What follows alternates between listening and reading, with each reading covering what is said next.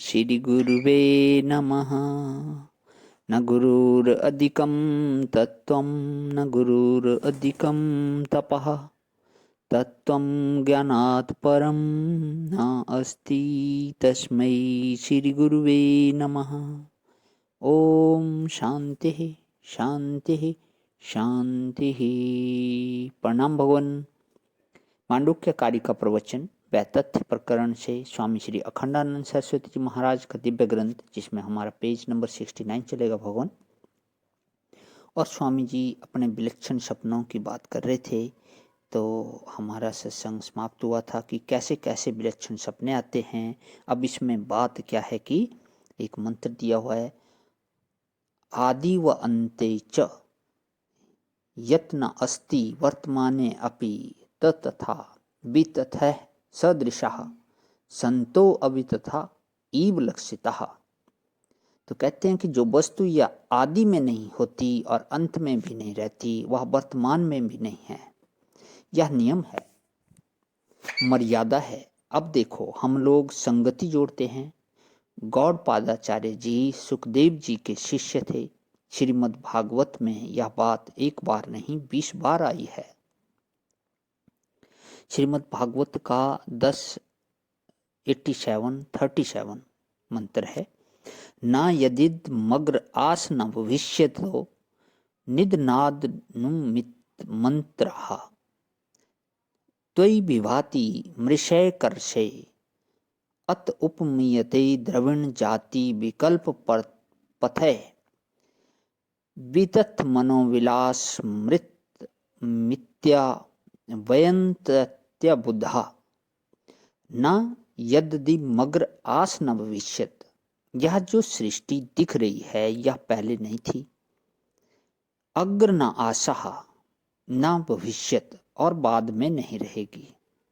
अतो मध्य मितम, इसलिए बीच में यह दिखती हुई भी एक रसे त्वयि मृषा विभाति, एक रस परमात्मा में यह झूठी भास रही है। श्रीमद् भागवत की वेद स्तुति में है और 11वें स्कंद में जहां परमार्थ का निरूपण है, न यत पुरुषादातुत यत न पश्चात मध्य च यत न उपदेश मात्रम। जो चीज पहले नहीं थी और बाद में नहीं रहेगी, वह बीच में भी नहीं है, वह तो केवल नाम मात्र है।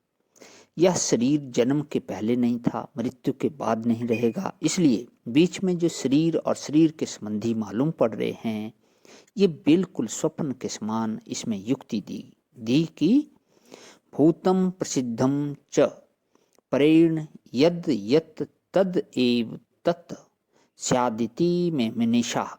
जो वस्तु जिस उपादान से पैदा होती है और जिस दृष्टा की दृष्टि से सिद्ध होती है, उपादान माने कार्य जिसका उपादान की रहता है, माने लिए रहता है। जैसे घड़ा मिट्टी को लिए हुए है, अतः कार्य में जो अनुगत रहता है उसको उपादान कहते हैं। तो जैसे मिट्टी में घड़ा पैदा हुआ, तो मिट्टी के अलावा घड़ा और कुछ नहीं है। कोई भी कार्य अपने उपादान कारण से बिल्कुल अलग नहीं होता है। तो परब्रह्म परमात्मा से यह सृष्टि प्रकट हुई। परब्रह्म परमात्मा में है, परब्रह्म परमात्मा से जुदा नहीं है। परब्रह्म परमात्मा अद्वय है। तो यह एक युक्ति हुई कि जो जिस उपादान कारण से प्रकट होता है, वह उससे जुदा नहीं होता। और दूसरी बात बताई कि प्रसिद्ध च, जिसकी सिद्धि जिससे होती है, वह उससे न्यारा नहीं होता। दुनिया की सिद्धि किससे होती है? आत्मा में। आत्मा से मैं हूं, तब ना दुनिया को देख रहा हूं।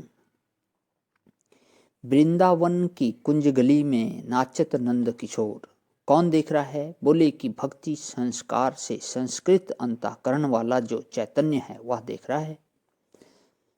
तो जिसको जो देखता है, अर्थात जिस दृष्टा से जिस पदार्थ की सिद्धि होती है, ऐसा समझो कि सिनेमा का एक पर्दा है। अगर पर्दा ना हो तो सिनेमा कहीं दिखेगा क्या? और एक रोशनी है जो उस तस्वीर से, संस्कृत फिल्म में से निकल रही है। तो रोशनी ना हो तो सिनेमा दिखेगा? सिनेमा में रोशनी और पर्दा इन्हीं दो का खेल है और कुछ नहीं है भला। वहां न स्त्री है, न पुरुष है, न मोहब्बत है, न दिल है और उसके टुकड़े हैं, न वे कहीं गिरते हैं, ये सब कुछ नहीं है। तब क्या है? वहां रोशनी है, अमुक संस्कार से संस्कृत, जिसमें फिल्म भरी हुई है, जिसमें संस्कार डाले हुए हैं। तो दृष्टा में संस्कार कहाँ से आए? अंतःकरण के संबंध से। तो अंतःकरण के संबंध से दृष्टा ब्रह्म रूप पर्दे पर, अधिष्ठान पर यह दृश्य देख रहा है। तो यदि अंतःकरण और उसके संस्कार को छोड़ दें और पर्दे को छोड़ दें तो कुछ नहीं दिखेगा। प्रणाम भगवान। ओम शांति शांति शांति।